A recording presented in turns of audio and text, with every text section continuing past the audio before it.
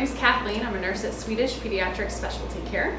And I'm Pisharody. I'm a pediatric gastroenterologist that works with Kathleen, and we are going to cook some of our favorite recipes for you today. Yeah, we're making a summer fun salad. It's got nectarines, tomatoes, basil, corn that I have roasting in the oven. It's got a shallot garlic dressing. I think it's the best of summer. So, and then Uma's making. I'm gonna make an Indian dal recipe, and dal is a lentil, and dal is just sort of the generic word in Hindi for lentil. I'm gonna actually get started because at one point the dal is gonna have to sit and get cooked. So let me start over here. What you do basically to start this is fill the pot with as much lentils as you think you're gonna cook. And I'm gonna cook for about 8 to 10 people. So this is the dal that I'm using. It's peeled Moong Dal, and I'll share with you what that means in a second. And I really don't measure a lot, so I sort of rough it, but I'm gonna take about 2 cups. And this is gonna be about good enough for about 8 to 10 people. So, and I'm probably gonna throw a little bit more in there. And then you wanna fill enough water so that the lentils are covered with about 1 inch worth of water. And you can always add water later. And I generally keep adding water. The more water, the more soupy it's going to be, and I prefer my lentils cooked to a sort of a soupy consistency. So I'm putting it on high so that this boils fast. So Moong Dal, getting back to Moong Dal, this is Moong Dal, and I can show it to you on my hands, with the peels intact. And I know people in the clinic can't see this, but once it's peeled, this is what it looks like. And I like this because it's very easy to cook, fast cooking, and it has almost like a buttery taste when it's cooked.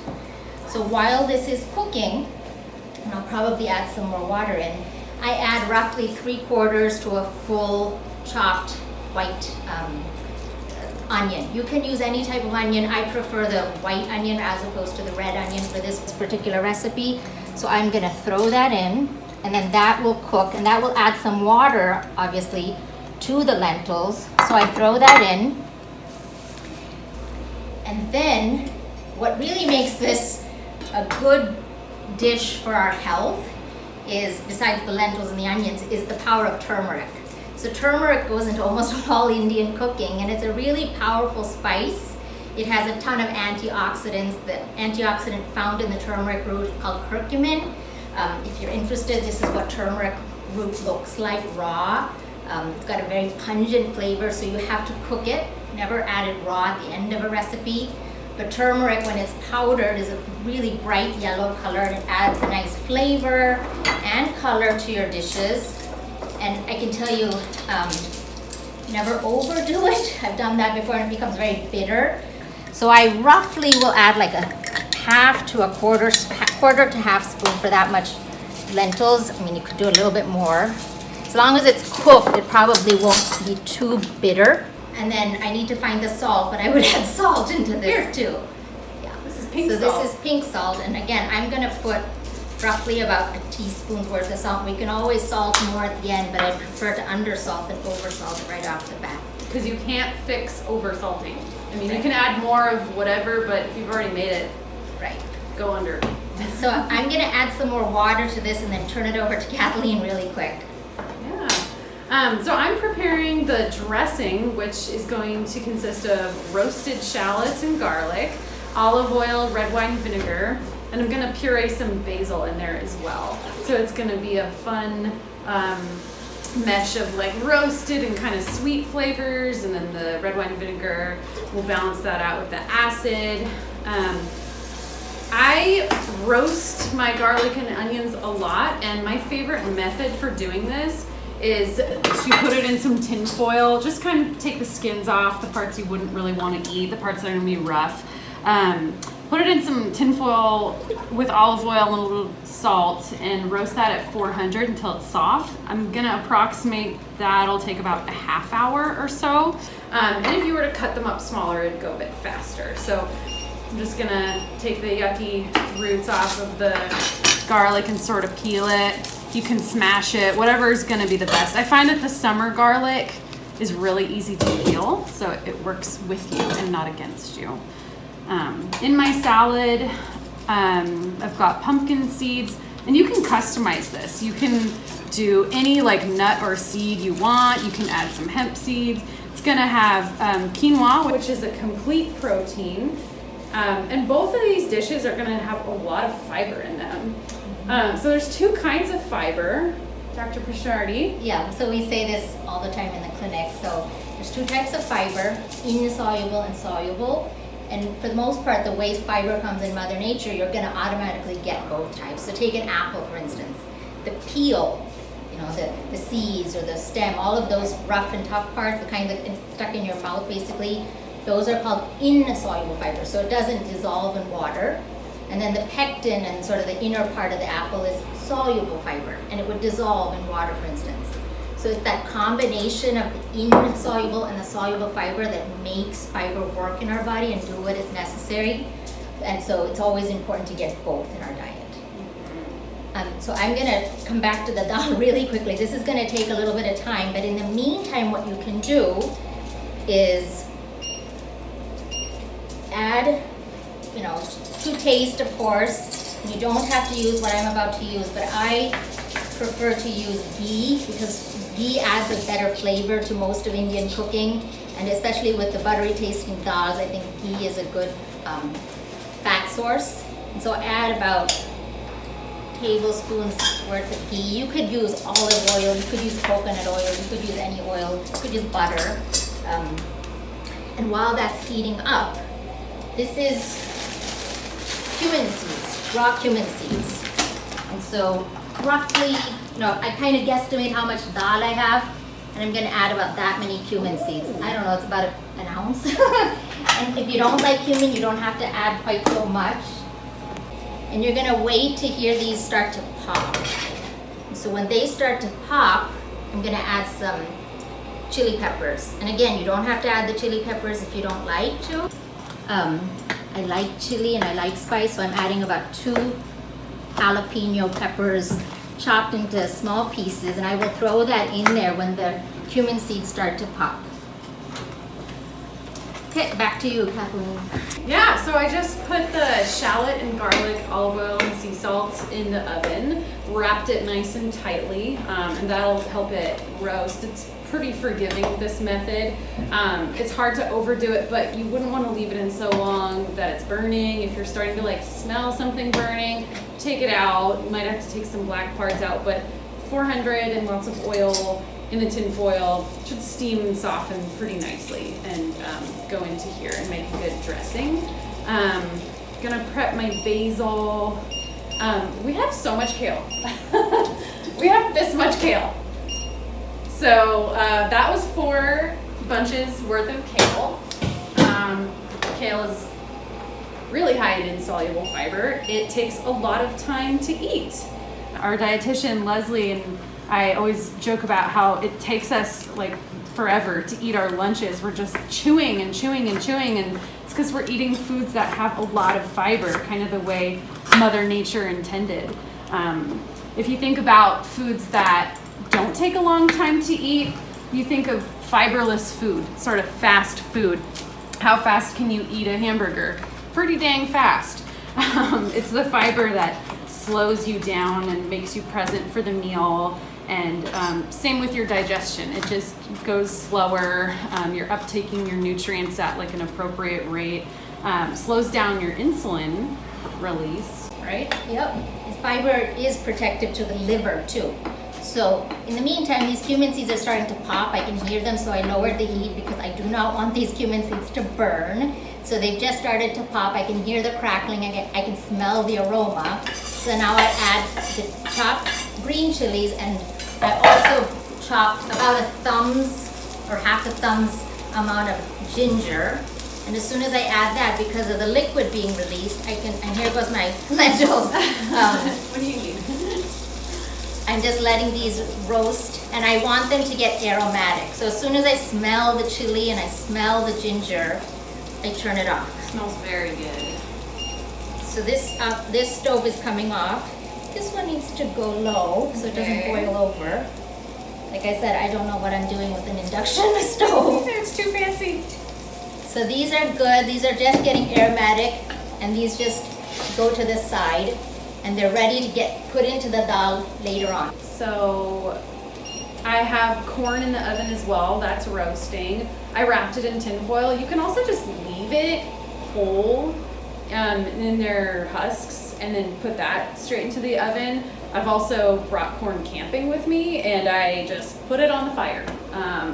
Gets a little burnt, that's okay. The good juicy stuff within is okay.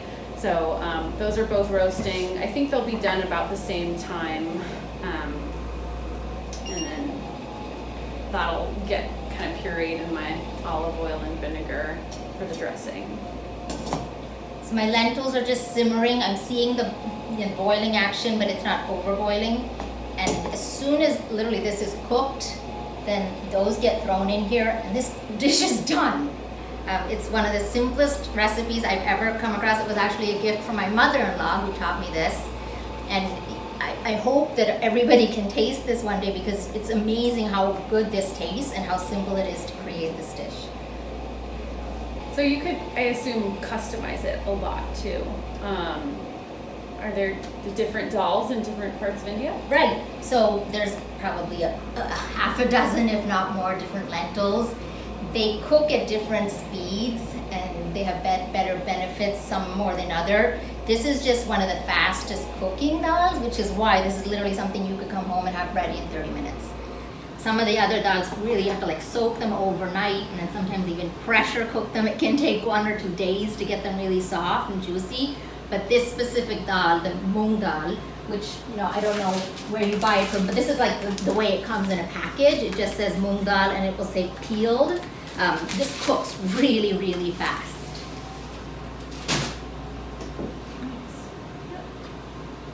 And what's this? So that's the whole Moong Dal without having been peeled. So if you take off the green peel, which of course is a insoluble fiber, so it's good to cook that. That will cook slower because it's got the peel intact. So we will know this is done when you start to see the lentils start to become mushy. So it's going to take another 10-15 minutes. Nice. So what else about peels is good for us? I know the peels of tomatoes and peppers and onions contain compounds. Yeah, so that's the nice thing about everything we're cooking today. If you notice one thing, there's tons of color. And this is Mother Nature's gift to us. We call it phytonutrients or plant chemicals or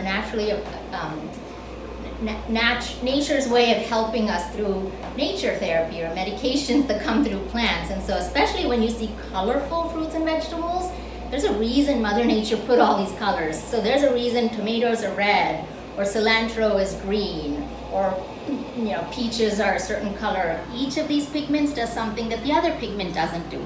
So we have a saying in clinic all the time, which is eat the rainbow, because literally if you could eat something purple, something blue, something green, something red, you're going to get the benefit of all of those different phytonutrients or flavonoids or pigments or phytochemicals that you can't get from just eating a few of these colors. So eat the rainbow every day? That would be ideal. You can add a little bit more water. I feel like the water is going down a little bit, and I do like this more of as a soup texture.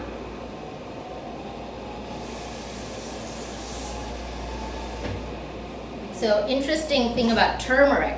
So I told you there's turmeric in here. I think sometimes we try to find shortcuts, and people will say, well, why can't I take just a turmeric pill, or why can't I take curcumin pills, which is curcumin is the active ingredient found in the turmeric root. And so there was an interesting study, I think it was like 4 or 5 years ago, out of the United Kingdom. So they took 100 volunteers and they gave a third of them turmeric, like they said, cook with a teaspoon of turmeric every day. And to one group they said, well, just take turmeric pills. And I think the third group either got placebo or curcumin pills. And at the end of, I can't remember the length of the study, but at the end of the study they ran some blood tests to see sort of antioxidant, anti-inflammatory labs.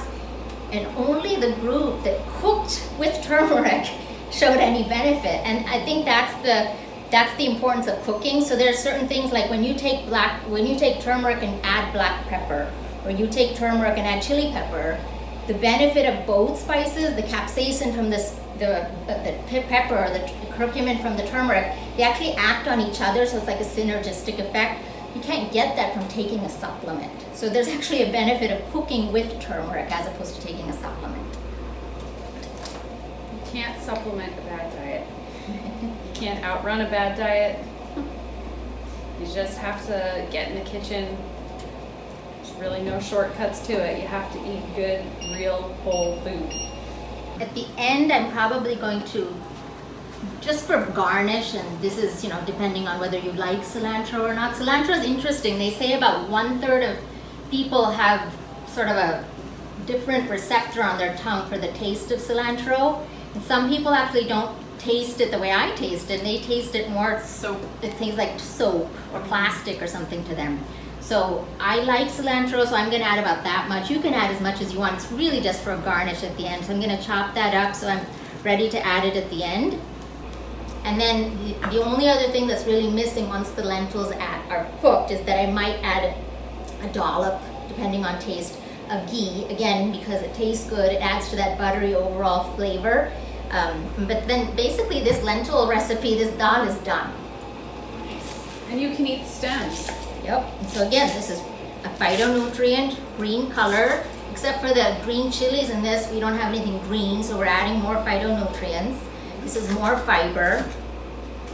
So it turns out cilantro, and it's interesting to me when I read this because, in Indian cooking and a lot of cooking, Latino cooking, they sort of sprinkle everything with some cilantro at the end.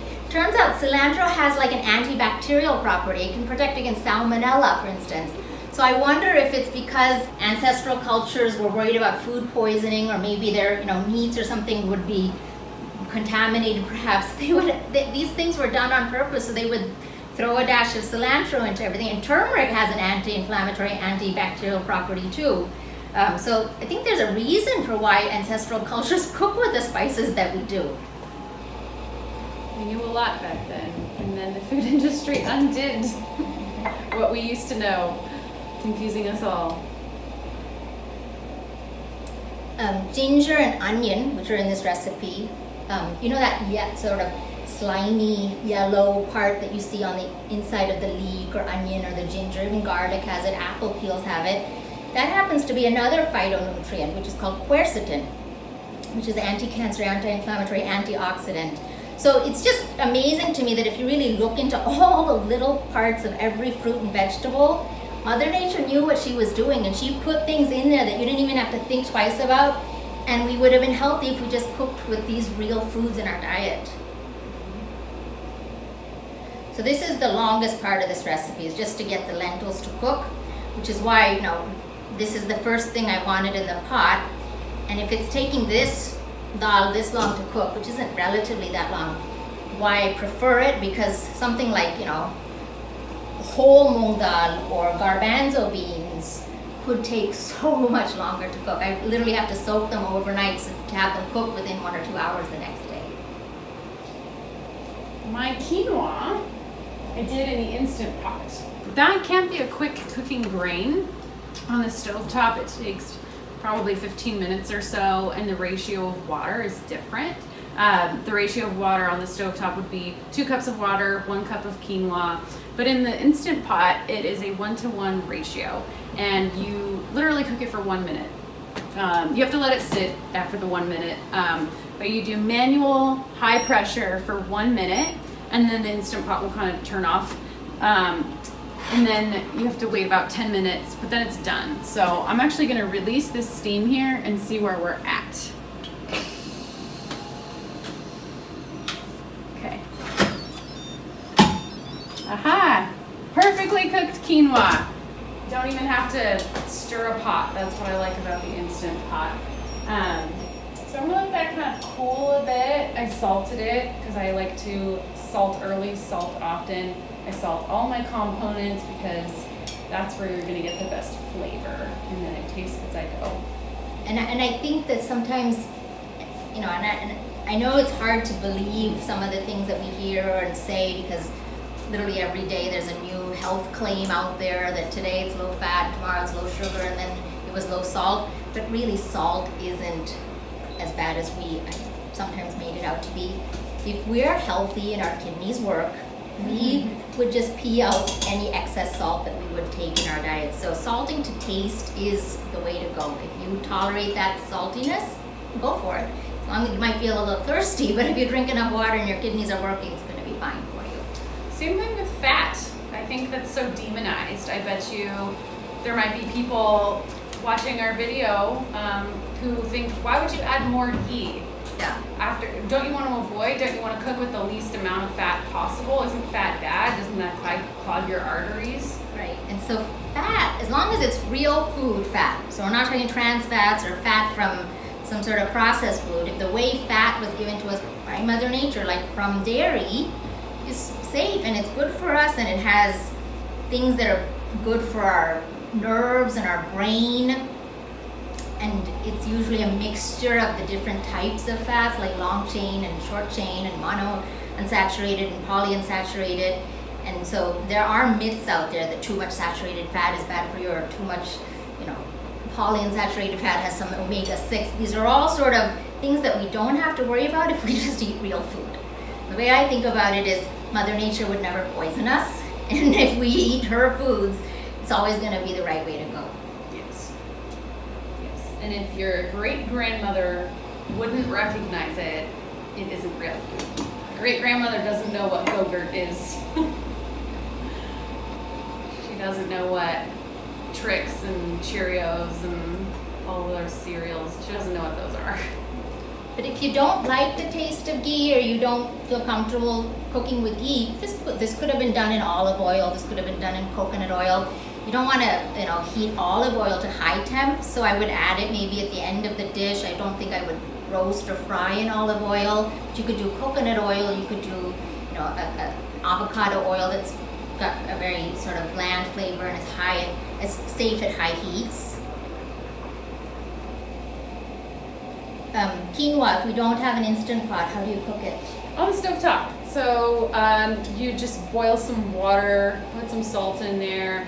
Add your quinoa, rinse it first, 2 cups of water to 1 cup of quinoa, or 1 cup of water to half a cup of quinoa. Just put a lid on it, turn it down to low, just like you'd cook rice. Check it after like 12 minutes or so. Once the water is evaporated, then it's done. And you could make a porridge out of quinoa. You could make a kind of soupier quinoa or a breakfast porridge. You can go beyond oats for like a breakfast porridge. And did you say that quinoa is not a grain? No, it's a seed. So it is a seed from a flower. Complete protein from a seed, native to South America, Peru, I believe. Mm-hmm. It contains all of the amino acids that make a complete protein. Yeah, interesting. I was in Peru and the natives were showing us how the quinoa grows. And they were kind of saying, like, it's become such a thing in the West to eat quinoa now, and it's such a superfood. They don't have enough quinoa to go around for the Peruvians. Like, they're exporting it all to us, and they don't have quinoa. It's become such an expensive crop. That's sad. If you can get fair trade quinoa, if you can. I might check my roasted things. I can smell my shallots and garlic. Oh, nice. It does smell nice. Yeah, they get so different when they caramelize. Corn needs to be kind of soft to the touch.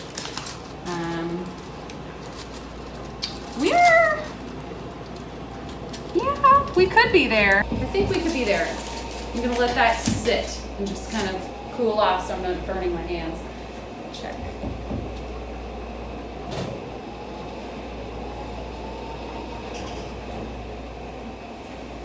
This also needs to be kind of, there we go. Nice and soft. So these dogs, when they're cooking, they tend to boil over really quick, which is why I'm increasing the heat, but keeping a very close eye on it. If I had, 2 hours to spend in the kitchen, or I wanted to go do something else, I would literally close the pot and put it on simmer and walk away. It would be okay. I'm trying to get this to cook as fast as possible, which is why I have it on high heat, intermittently closing and opening and checking. A little while longer for It's not a good idea to walk away from a stove that's on. No. But as long as it's really low simmer, you could be doing something on the side.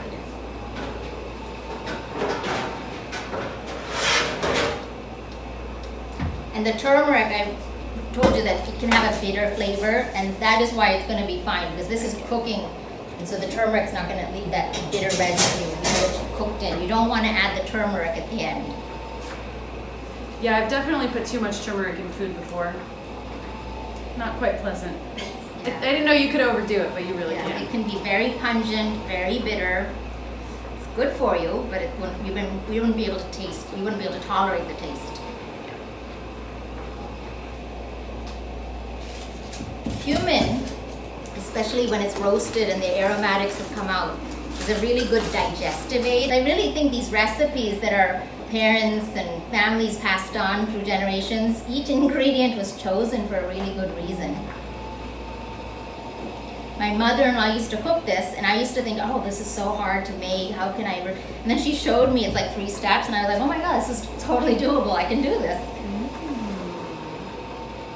Do we want them to kind of break down a bit? Yeah, that you want them to be like mushy. Okay. I don't want them to be like soup, but I want them to have enough softness that they're not going to be crunchy inside my mouth. In an Instant Pot. I want to cool these a little bit before I add them to the bowl. Black quinoa. There's red quinoa. There's plain white quinoa. I went for the black when I saw it in the bulk bins. That means that they would have more antioxidants than a plain white one, probably, because it's darker in color. And quinoa is, because it's not a grain, first of all, it is something that people who need to be gluten-free, for instance, if you have celiac disease, quinoa is something that we support you choosing because it's got protein, it's got fiber, it has the right texture sometimes as opposed to wheat or barley or something else that's a gluten-containing grain. So what are all the ingredients in this salad in total? It is kale, quinoa, olive oil, red wine vinegar, basil, roasted shallot, roasted garlic, pumpkin seed, nectarine or peach, corn, and feta. I have a sheep feta from France that you can get at PCC, Whole Foods, Metropolitan Market. And really, if everything that needs to be cooked is pre-cooked, it's a matter of just throwing everything together, right? Yes. These are ready. I am going to just cut them up and be really messy.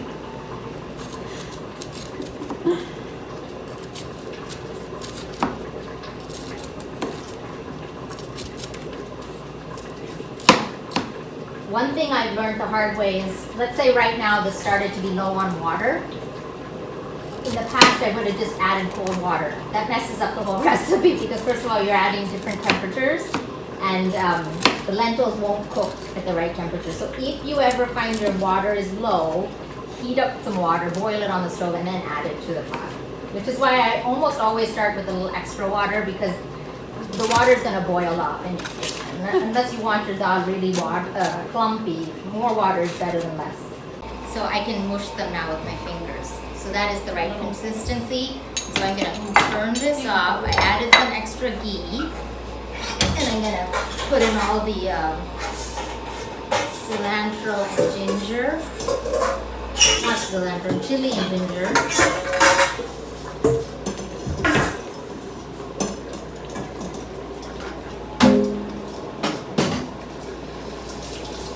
And, you know, the key in this cumin was not to have it burned. So you just want that aromatic flavor. If you smell it, you hear it crackling, you know it's ready. You lower the heat, you add the fresh stuff, let the spices come out without the smell. And that's it, this dal is ready.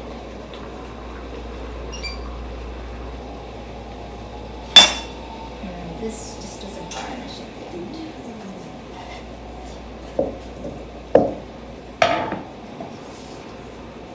Yep, we're ready. What's taking you so long to start? Oh my god, it's my shallots. They have to caramelize properly. I'm not underdoing them. gonna make a little sampler bowl before I commit to that one. And I'm just gonna probably taste it for salt. Yeah, I think it's good. I tend to like less salt, so I will leave it like this, and then everybody who eats it can add salt as they prefer. But that's it. It's like, how many ingredients? 1, 2, 3, 4, 5, 6, 7, 8, like 9 ingredients. And we have lentil soup ready to go. Yum. What I like about this bowl, like if you look at the color here and the color there, you just know that this is going to be a healthy meal. Just when you eyeball it and you see this much color in front of you.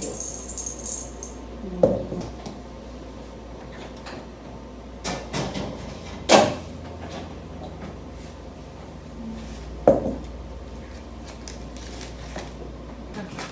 Looking a little better. Nice and soft. I don't really want there to be hard, undercooked bits. So everything's going to go, I believe I have a immersion blender. Or a food processor would work as well.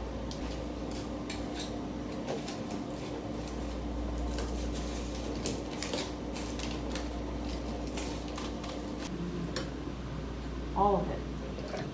And that's 1 cup. That was a cup of olive oil and I believe 6 tablespoons of red wine vinegar. A little bit of salt.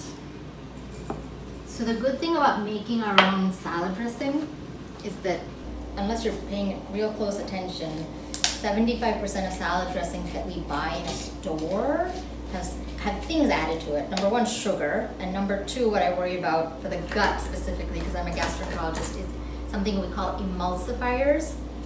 Emulsifiers, especially chemical emulsifiers, so there's something called carrageenan, for instance, or carboxymethylcellulose or polysorbate 80. These are emulsifiers, chemicals that literally what studies have shown is that they emulsify the lining of our gut. So our gut is lined by a very delicate mucus layer, mucin layer, and this is what protects bad things inside of our gut, microbes or other things from leaking through the intestinal wall, and it's that mucus layer that really protects us. And if you emulsify the mucus, which is what happens when you eat foods with emulsifiers in them, you can develop certain autoimmune diseases later on depending on how much and for how long. And so that is why gastroenterologists, we are a little worried about, especially children, getting exposed to these emulsifiers. So, when we make salad dressing, sauces, we need to be making sure that they don't have any of these dangerous chemicals or emulsifiers in them. Emulsifying just means that we're doing a process to make oil and water stick together.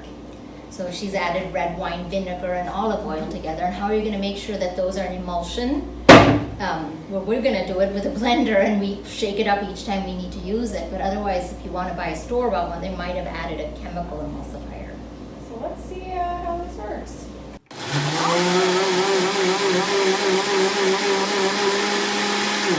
Cool. All right. So that was red wine vinegar, olive oil. Yep. Roasted shallot and garlic.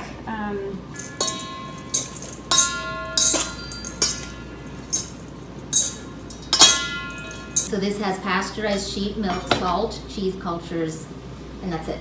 So, again, 75% of things that come in a package aren't just what it says on the outside. It'll cater to our interests and needs. It'll say organic and full of fiber. Mm-hmm. And I always joke that they can add vitamins to cola, and then they'll sell it to us as a health drink. But it's not as simple as that. So we need to really pay attention to what's in our packages. And I cannot get this feta open. Just it seem weird adding like nectarines and feta and garlic, and you're like, what? Does that really go together? Trust me, it goes together. It looks really pretty. It looks like a rainbow in here. So like if somebody ate this salad, there we go. Except for purple maybe. Oh no, even the purple's there because we've got the quinoa. You've literally got and shallot, the rainbow in there. I have the rainbow in here. Yeah. So that's those dishes. Okay, we're done? We're done. Okay, thank you.